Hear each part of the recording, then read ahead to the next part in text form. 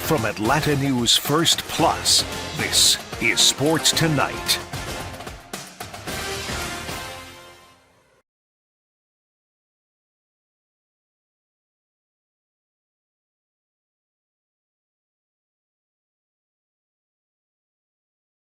It's been a bit of a wild day here at Atlanta News First. It is Wednesday, September the 4th, I believe. We are going to talk about soccer. We're going to talk about football to start off the show today. Ellie, Carlos Bocanegra was fired. The press release, for lack of a better word, said they parted ways. Atlanta United and Bocanegra parted ways today. This morning, the press release went out, and this afternoon we heard from Garth Lagerway, the president and CEO. If you don't know who Bocanegra is, he is the vice president and technical director of the team. Listen, I've been here since the first season of Atlanta United, and so has he. He has been with the team for 9 years, or the club, however you want to say it, and he joined them in 2015. Atlanta United has not been good this season, and that's no secret, right? I mean, it's been awful. However, he has won 3 trophies for the club, and he's not out there playing, obviously, but he has put together this roster. Throughout the years, he has been tasked to put together these rosters. So he put together the rosters. They've won an MLS Cup. They've also won a Campeones Cup and a U.S. Open. Lots of winning under his watch. However, it is now time to part ways. Yep. You don't have... I don't have much to say. We've got a lot of sound from President and CEO Garth Lagerway, so let's get right into that. That's a good question, Doug. When I came in, was really focused on trying to evaluate everybody and give everybody a chance. And I had success in both Salt Lake and Seattle with taking that measured approach. And so I came here, and Atlanta's a bigger club than both those two, and really felt like, hey, there are going to be some good points here, and I don't want to move too quickly without emphasizing those. And I felt like over the course of the first year, we made progress. I thought the summer transfer window was a success last year. And then we built and the team improved as we headed toward the playoffs. And that led us to decide that we should give everybody this year. And obviously that didn't go to plan. And so earlier this year, we parted ways with our head coach because that was the best way we felt to try to jumpstart this season. But the decision was made at that time too.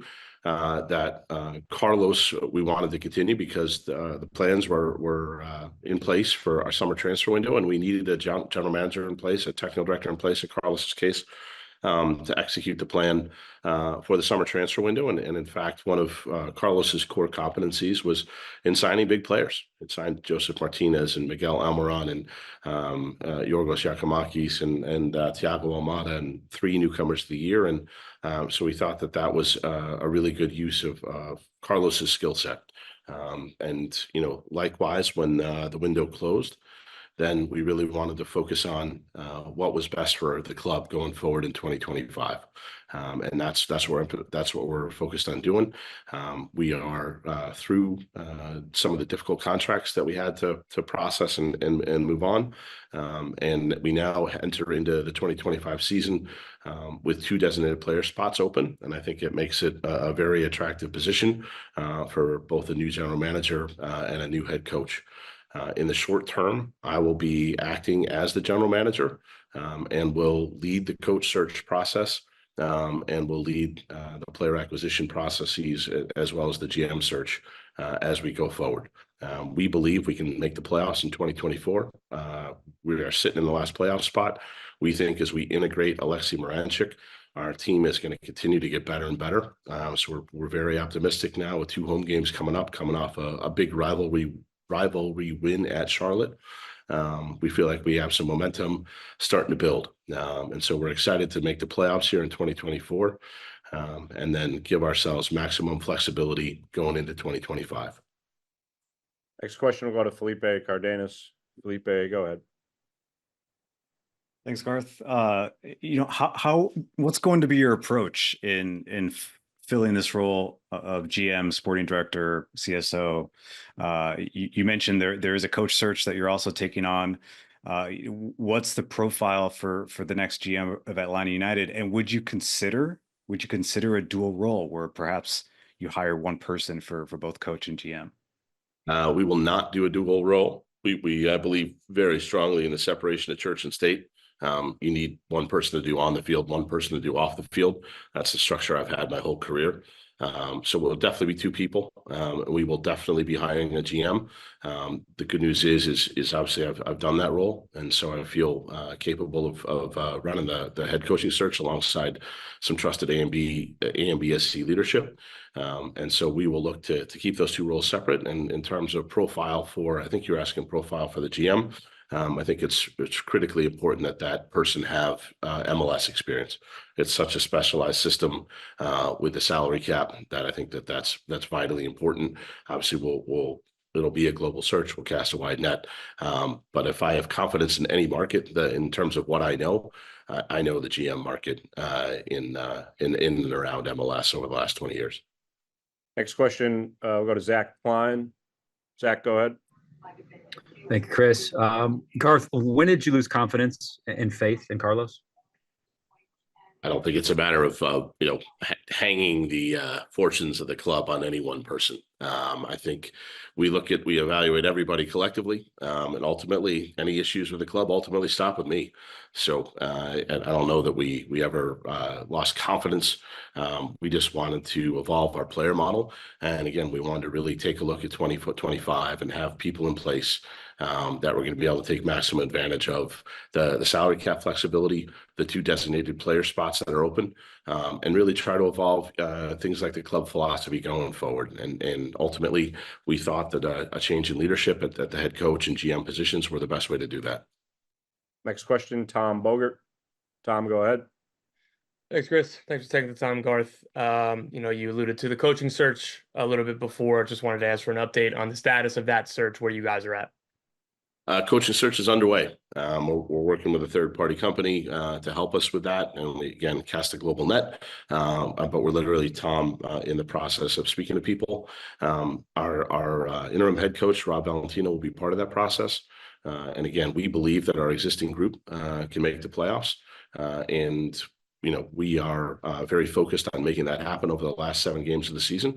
And likewise, we want to get the head coaching search underway so that person could be in place as soon as the season ends and be involved in end of season decisions with respect to players. And again, trying to maximize the potential to turn this thing around quickly in 2025. Next question will go to Sydney Hunt. Sid, go ahead. Hey Garth, Sydney Hunt, Scarves and Spikes. Hope you're doing well. You mentioned the head coaching search. Is there a possibility that the GM will be part of that search as well?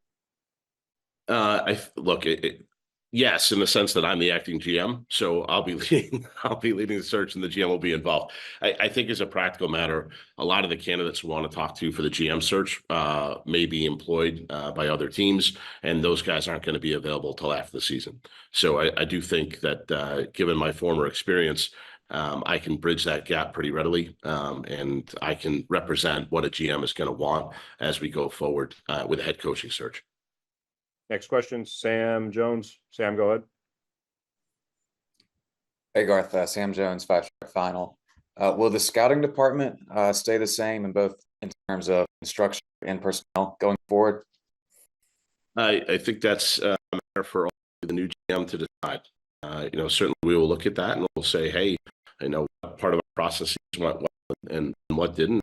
Again, we believe we find a good player in Moranchik, and that the summer window ultimately will be seen as successful. I wonder if had we seen Moranchik in the last 2 weeks of the window as opposed to at the beginning of the window, if some of the perceptions of that window might be different. But at the end of the day, we have lots and lots of resources. We were very public about the players that we had sold, but that money hasn't gone anywhere. It's still sitting in our pocket, ready to be spent. And look, one of the reasons that we were a little cautious in the summer we said in the summer we would only sign players that were so good that any coach would want to coach them and they could fit any style of play. And we refused to panic at the end of the window. We refused to push the envelope or to lower our standards even an iota, because we knew that having 2 DP spots open for a new general manager and a new coach was going to make our job enormously attractive and give us tremendous flexibility heading into 2025.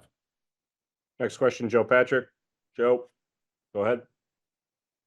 Hey, Garth, Joe Patrick, 5-stripe final as well. Just wanted to kind of get some, I guess, clarification on what duties the GM role will entail. If you could just outline that, I guess, for people who, I don't know if that's going to change or not with a new person on board, specifically with how they will function within the existing structure of the front office and what you've been building since you joined.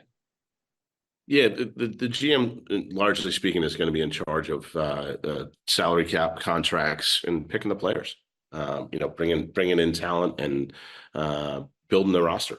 All the off-field stuff. I mean, the separation for GM and coach for me is very simple. The coach is on the field, so that's tactics and lineups. It's culture, it's locker room, it's schedule, those types of things, and the GM is everything off the field. And again, this is, if you guys go back and look at my career, this is how it was set up in Salt Lake. That's how it was set up in Seattle. There's no change there. There's no evolution. There's a separation of church and state. On the field coach, off the field GM, in terms of relating to the organization, and doing things like cap and contracts and roster building and long-term planning and succession planning and maintenance of the academy, et cetera. And again, even within like the academy and player development structure, the thing to keep in mind is that the 2 positions are complementary. Again, the GM role is going to say, hey, here's how we want to structure the academy and the development staff, and the coach and the technical group is going to tell us, what methodology we should apply. How do we train our players in a way that gives us the best chance of bringing them into the first team? Next question, Luke Hetrick. Luke, go ahead.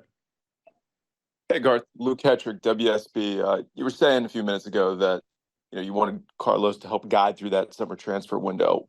What had to change between the time you guys parted ways with Gonzalo a few months back to this point for him to keep his job? The evaluation was about the body of work. And the body of work, not just over the last 18 months when I've been here, but over the last 5 years. And ultimately, we decided that despite some incredible successes, Carlos was founding member of this organization. He's the one who set the bar so high, winning not just the 2018 MLS Cup, but Campeones Cup and the Open Cup. So he really did a tremendous job for the organization over many years. And ultimately, as we evolved our player model and we went into more of an analytics-based player evaluation process, we just felt that ultimately we were gonna evolve, and again wanted to preserve our flexibility going into 2025 and really look at it and say, hey, for the first time we have a clean slate. We have an ability to kind of relaunch the franchise, and we're really excited about that opportunity. Rob Usry. Rob, next question. Go ahead, Rob. Hey, Garth. Rob Usher from 5-stripe final. You mentioned you've been here for 2 years. You've had the chance to fully evaluate the club. Have you been able to pinpoint a specific flaw in strategy that has seen the club fall from where they were in 2018 and 2019 to where they see themselves today? I want to be careful because I never think that there's one right answer to these types of things. And the club did a tremendous number of things right at their inception and at launch. It was the best expansion launch in sports history. So I don't think it's for me to criticize what came before me. What I would say is, in terms of the organization I want to build, I'm a lawyer by training, and we used a lot of processes at Latham that I think carry over well to a sports organization. And we are trying to use all the resources at AMBSE and bring them to bear to build the best processes and the best analytics and the best organization we can across the soccer team. And as you guys have heard me say, if we're building systematically, if we're building methodically, if we're adding 1 DP a window, again, if we can add 2 DPs in a window, that's awesome. I've never been able to pull that off in my career. But we endeavor to do that. And we're going to try to get back on the sports and get the machine pointed the right direction again for Atlanta United. And again, the potential here is it's astronomical. I think we have the best facilities in the league. We certainly have the best stadium in the league. And so it's all here for us. It's just a matter of taking advantage of it. And so all I see here is the same as when I was hired. I see incredible opportunity. And what we didn't have was the flexibility. We had to unmake a number of decisions to put ourselves in a position to finally move forward. And we've been able to do that. And it's been painful. I'm not going to claim it wasn't bumpy along the way. I'm not going to claim that this year hasn't been a disappointment, but we can also still salvage this year. We got 7 games left. We got 4 home games. We're in the last playoff spot. Like, we can do this. We just spent more money than any other team in the summer transfer window. We added, we think 2 good players in Amador and Moranchik. And so we think we have real good possibility of making the playoffs this year. That remains the goal. And then building off of that, again, 2 DP spots, new GM, potentially a new coach. And we think that gives us the maximum flexibility and the maximum possibility to turn this thing around. Next question, back to Doug. Doug, go ahead. Your line's open. Hey, Garth, a couple of questions for you, please. You've got several people on staff now who have the salary cap experience, who have GM experience. Will internal candidates be considered for the GM role? And secondly, can you please clarify, did you say you're already talking to coaching candidates? And do you prefer that they have MLS experience, much like the GM? Yeah, we are not going to consider internal candidates for the general manager role. And yes, we are talking to coaching candidates. I would say that broadly speaking, some tie to MLS or an MLS-like system helps. So here's what I mean by that. Several leagues now are going, they have versions of financial fair play or have versions of a salary cap. Spain, perhaps most prominently, has a salary cap, or what's effectively enforced as a salary cap as a function of revenue. So, and the key metric is simply, does a coach have an understanding that we can't simply come in and turn over all the players based on a rigid coaching philosophy? So we're looking for someone who's collaborative, who's pragmatic, who's flexible. Look, I think in that context, I think some connection to MLS probably helps. But I also don't think it's the only thing, or that it's the thing that will, ultimately make a decision one way or the other. Got time for a few more. We're going to go to Paul Newberry now. Paul, go ahead. You're open. Paul, you're still muted on my end. Oh, yeah, I got it. Okay. Hey, Garth, Paul Newberry from Associated Press. Just a couple of things you mentioned. The coaching. So coaching and GM searches are essentially separate to you. You don't have to have a GM in place, obviously, to hire a coach. And then on top of that, I presume you've sort of Rob is a candidate for that coaching job on a permanent basis as well, correct? Yeah, that's right. And to be clear, I'm the acting GM. So from that perspective, we do have a GM in place in terms of me running the coaching search. And yes, Rob is a candidate and is part of that process. Next question, back to Felipe. Felipe, go ahead. You're open. Thanks, Chris. Garth, you mentioned in wanting to evolve the player model and evolve the club philosophy moving forward, which makes a lot of sense under your guidance now at the club.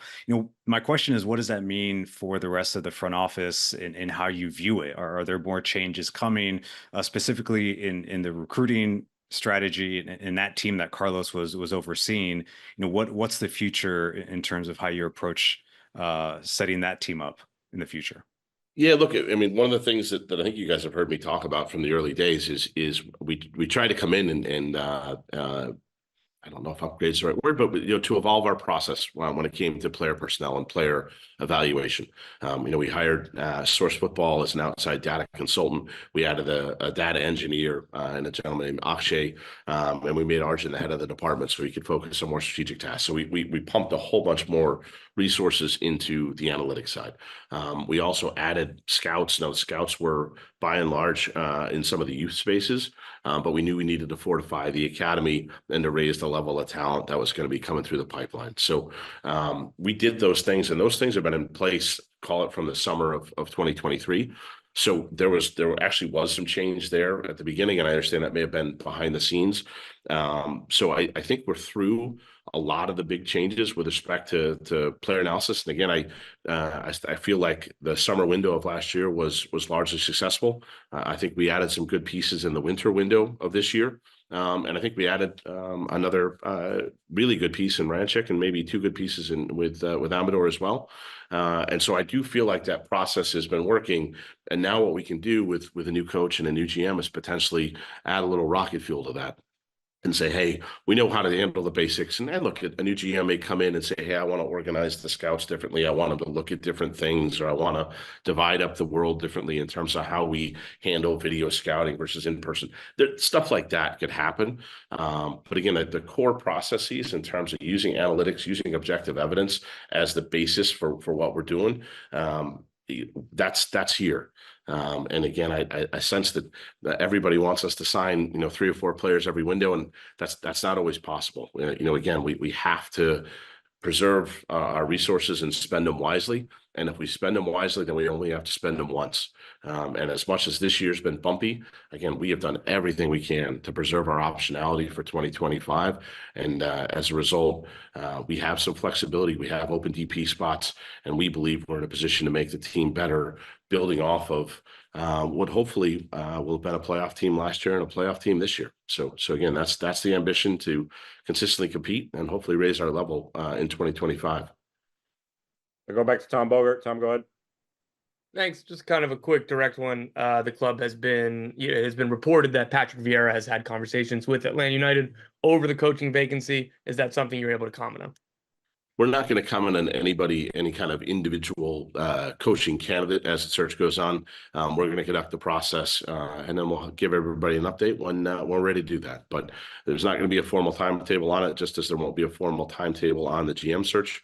We're going to talk to lots of folks, and we're going to try to get educated. I think there's a lot of different approaches that can work, and a lot of different combinations of that GM and coach that can work. So we're really excited, Tom, about digging in and doing some homework and getting to know some people. And we have time to do it and do it right. And again, if just like with picking players, if we do it right, we only have to do it once. 2 more. We'll go to Joe. Joe, go ahead.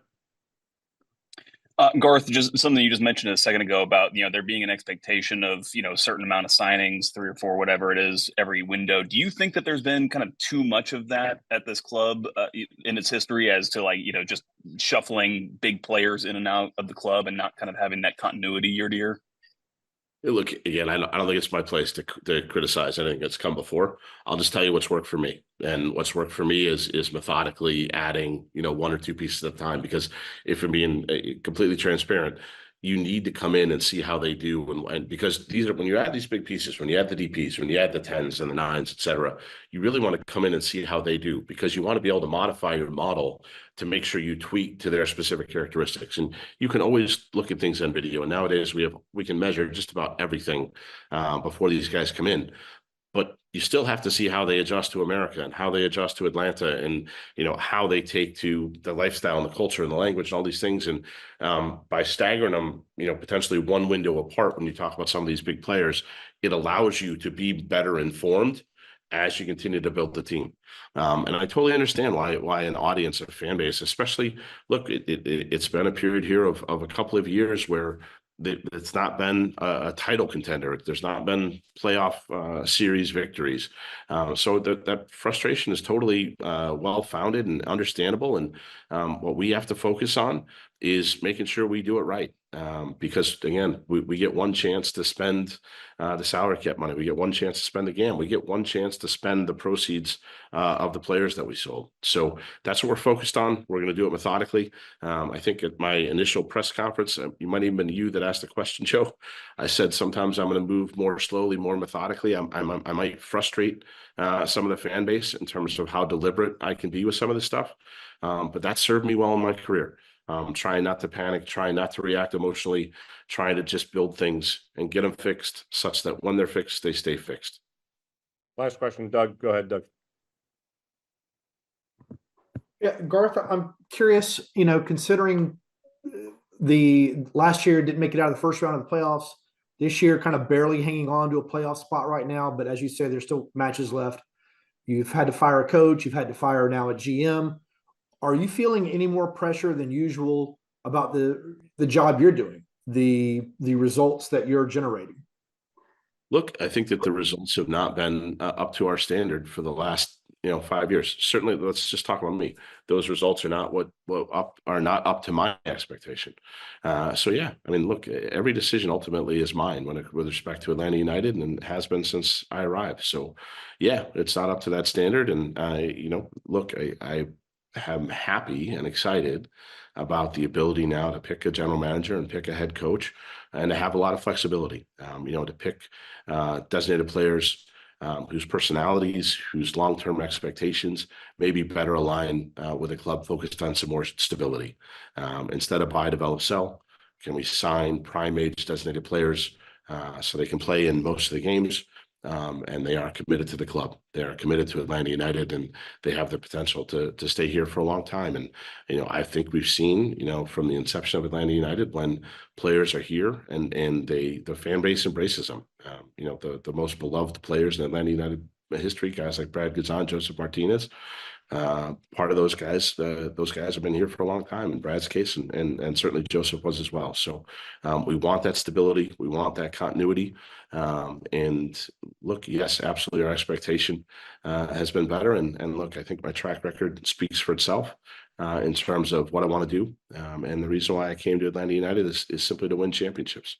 It's nothing less than that, and I really felt like we were on a path where we weren't capable of winning championships. And so we had to undo a bunch of things in order to set us up with a different foundation to go forward and be successful long term. Because at the end of the day, making the playoffs isn't our goal. At the end of the day, winning a playoff series isn't our goal. We're here to win the whole thing. And there's not really any point in doing this unless that's the objective. Given the resources we have, given the ambition of the club, everything is possible here. And that's really what I'm excited about now is for the first time for me, truly in 2 years, we have the ability now to truly go forward. We have cleared the decks. We have incredible possibility. We can now bring our resources to bear. And I'm really excited about that opportunity. All right, Garth Lagerway, Atlanta United's president and CEO. He will now take over the duties of Carlos Bocanegra, and now that Bocanegra has been dismissed, those duties, technical director, vice president. So quite frankly, Garth Lagerway is now doing everything. I don't know how, he is Atlanta United. Atlanta United is Garth Lagerway. Yeah, I mean, he took over, and everything has quite literally changed since he's taken over. So he's trying to win, and sometimes an overhaul has to happen. You hate to see it because Carlos was nothing but pure professionalism, in my opinion. Every time I dealt with him, he played soccer himself. Quite a popular soccer player, actually. Played for the national team. So now he will go find a home somewhere else, and someone new will get hired. And I think, Ellie, before we go, I think it's worth mentioning, they also have to hire a coach. So if you're unemployed and we'll see. We'll see. I know a team in town that needs some help. Okay? All right, what's on your mind really quick? Nothing.